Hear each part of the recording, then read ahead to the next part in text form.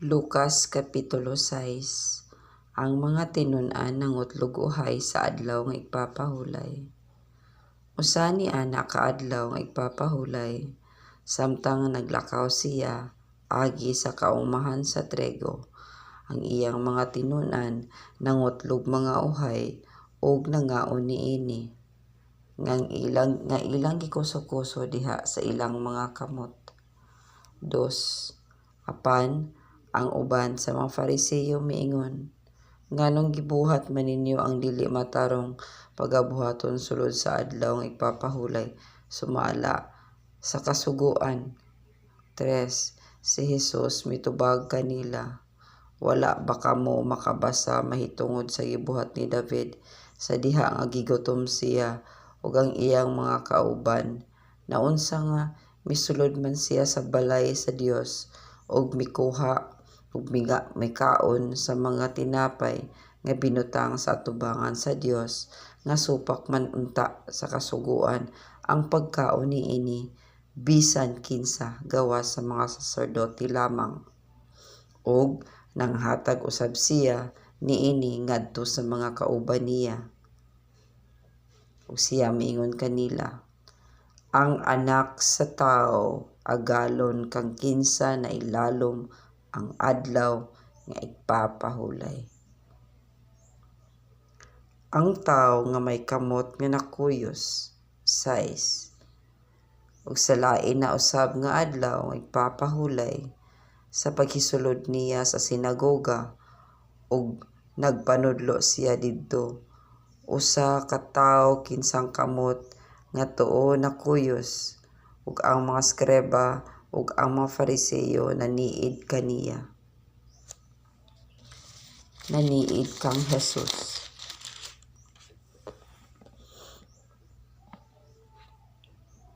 Kung mangayo ba siyag sakit sulod? Kung mag-ayo ba siyag sakit sulod sa adlaw nga igpapahulay, aron makakita sila ikasumbong batok kaniya. 8.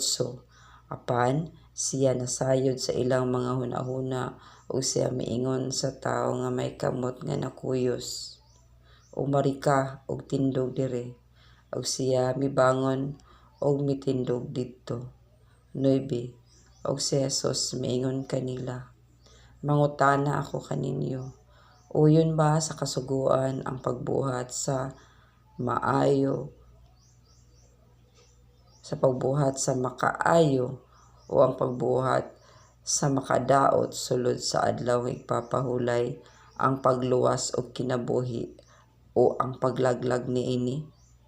10. Ug miliraw siya sa pagsud-ong kanilang tanan, ug unya miingon siya sa tawo, ituy-od ang imong kamot. Iyang gihimo kini ug ang iyang kamot nahiulian. Apan sila napuno sa kapungot ug ilang gipa nagsabutan kung unsay ilang pagabuhaton kang Jesus. Ang pagpili ni Jesus sa napulog duha. 12. Niadtong mga adlawa, si Jesus miadto sa kabungturan aron sa pag-ampo. Ug sa tibuok gabii siya nagpadayon sa pag-ampo ngadto sa Dios. 13. Ang sa pagkaadlaw na gitawag niya ang iyang mga tinun-an ug gikan kanila iyang gipili ang napulog duha nga iyang ginganlan nga mga apostoles. 14. Kini sila mao si Simon nga iyang ginganlan si Pedro, ug si Andres nga igsuon ni Simon, ug si Santiago, ug si Juan, ug si Felipe, ug si Bartolome. 15. Ug si Mateo, ug si Tomas, ug si Santiago nga anak ni Alfeo, ug si Simon nga ginganlag Zelote. 16. Ug si Judas nga anak ni Santiago, ug si Judas Iscariote nga nahimong mabudhion. Gialagaran ni Jesus ang usa ka dakong panon sa katawhan. 17. Ug milogsong siya uban kanila, ug bitindog sa usa ka dapit nga patag, kinuyugan sa usa ka dakong panon sa iyang mga tinun-an ug sa hilabihan kadaghang mga tawo nga gikan sa tibuok Judea ug sa Jerusalem ug sa kabaybayonan sa Tiro ug sa Sidon nga nagpanugok aron sa pagpatalinghog kaniya ug sa pagpaayo gikan sa ilang mga sakit. 18 ug naayo ang mga gisakit sa mga mahugaw nga espiritu. 19 ug ang tibuok panon sa katawhan naninguha sa paghikap kaniya kay gikan kaniya may gahom nga migula ug nag-ayo kanilang tanan. Mga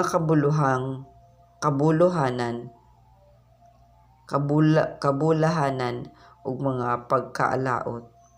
20 unya giyahat niya ang iyang mga mata ngadto sa iyang mga tinun-an ug miingon, bulahan kamong mga kabos kay inyo ang gingharian sa Dios.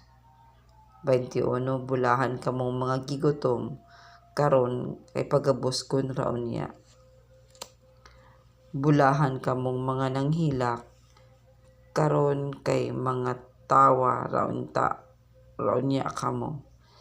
22 bulahan kamo sa diha nga pagadumtan kamo sa mga tawo ug pagaayran kamo ug panamas-tamasan kamo ug igasalikway sa ang inyong ngalan ingon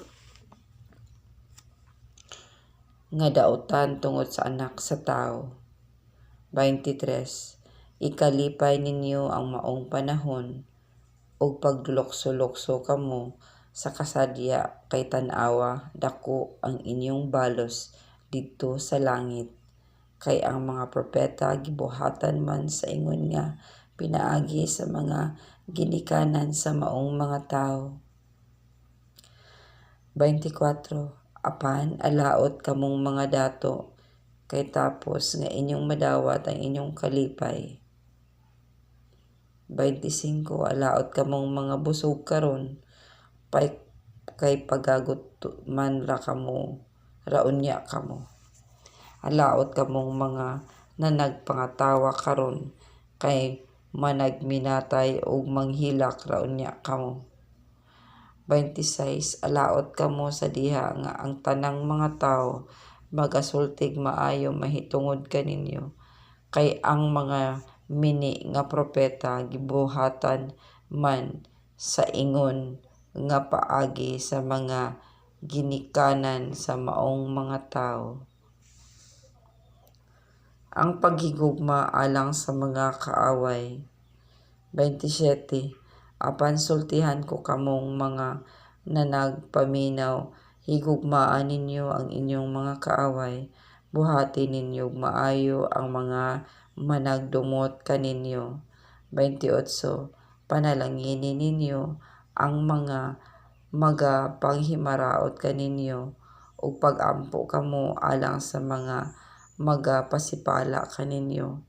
29 nga kaniya nga musagpa kanimo sa aping kitahan mo usab ang pikas ug kaniya nga moagaw sa imong kupo ayaw usab pag-ihikaw ang imong kamisola.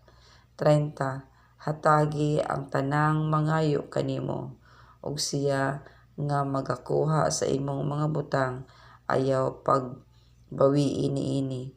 31 ug buhati ang mga tawo sa buot ninyo nga ilang pagabuhaton kaninyo.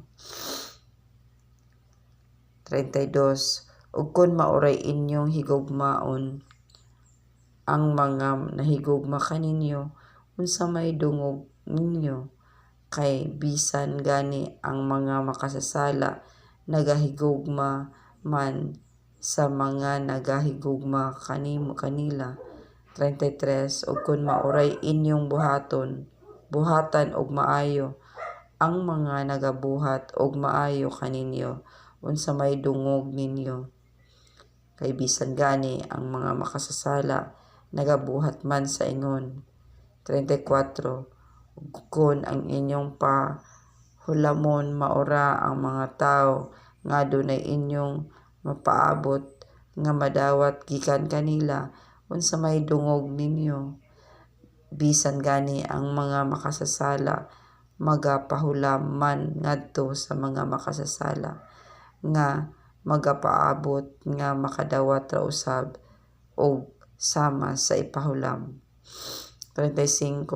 Apan higugmaan ninyo ang inyong mga kaaway ug buhati silag maayo ug pahulama sila sa walay pagpaabot ug bisan unsa gikan kanila ug dako unya ang inyong balos. Ug kamo mahimong mga anak nga labing halangdon kay siya mapuangoron man bisan sa mataong walay kapalos ug sa mga daotan. 36. Magmaluloy-on kamo, maingon nga maluloy-on man ang inyong amahan. Ayaw paghukom sa uban. 37. Ayaw kamo pagpanghukom sa uban ug kamo dili nila pagapakasadon, pagpasaylo,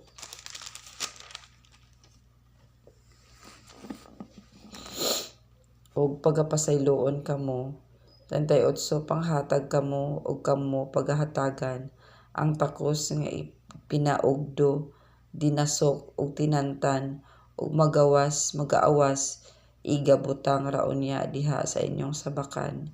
Kay ang takos nga inyong igahatag mausab ang takos nga inyong pagadawaton. 39. ug sila iya usab nga gisuginlan niining usa ka sambingay, makahimo ba ugod ang usa ka buta sa paguyod sa ilang buta? Dili ba mangahulog silang duha ngadto sa gahong? 40. Ang tinun-an dili labaw sa iyang magtutudlo, apan ang matag usa nga katudloan sa hingpit may sama sa iyang magtutudlo. 41. Nganong tan-awon mo man ang puling nga anaa sa mata sa imong igsuon ug wala hinuon nimo tagda ang truso nga anaa sa kaugalingon mong mata. 42. Ug unsa unman mo man sa pagpakaingon sa imong igsuon, ambi kuhiton ko kanang puling gikan sa imong mata nga dili ka man gani makakita sa truso nga anaa sa kaugalingon mong mata. Maot kuhaa una ang truso nga naa sa kaugalingon mong mata ug unya makakita ka nga kana pag-ayo sa pagkuhit sa puling gikan sa mata sa imong igsuon. Ang kahoy maila pinaagi sa iyang bunga. 43. Kay walay maayong kahoy nga magapamungag mga bungang walay pulos, ni may kahoy nga walay pulos nga magapamungag bungang maayo. 44. Kay ang matag kahoy maila pinaagi sa iyang bunga, kay walay mga igos nga nahapupua gikan sa kasampinitan, ni mga paras gikan sa kasadpan sa kadyapaan. 45. Ang maayong tao gikan sa maayong bahandi sa iyang kasing-kasing magapagulag maayo, apan ang daotang tao gikan sa iyang daotang bahandi magapagulag daotan, kay gikan sa kadagaya sa kasing-kasing magasulti ang iyang baba. Ang duha ka patukuranan. Nganong mutawag man kamo kanako nga Ginoo Ginoo, apan dili mobuhat sa ginasugo kaninyo. 47. Ang matag usa nga magaduol kanako o magapatalinghog sa akong mga pulong o magabuhat niini, ipakita ko kaninyo kung sa unsa siya mahisama. 46 Siya mahisama sa usa ka tawo nga nagtukod og balay ug nagkalot sa og lalom ug nagpahiluna sa patukuranan diha sa ibabaw sa bato, ug sa pag-abot sa baha ang bulog mahisamag niadtong balaya. Apan wala makatay-og niini kay kini maayo man ang pagkatukod. 49 Apan siya nga magapatay linghog ug dili magabuhat niini mahisama sa usa ka tawo nga nagtukod sa iyang balay nga walay patukuranan diha sa yuta. Kini gihasmagan og bulog ug diha napukan og dako gayud ang pagka-gunob niadtong balaya.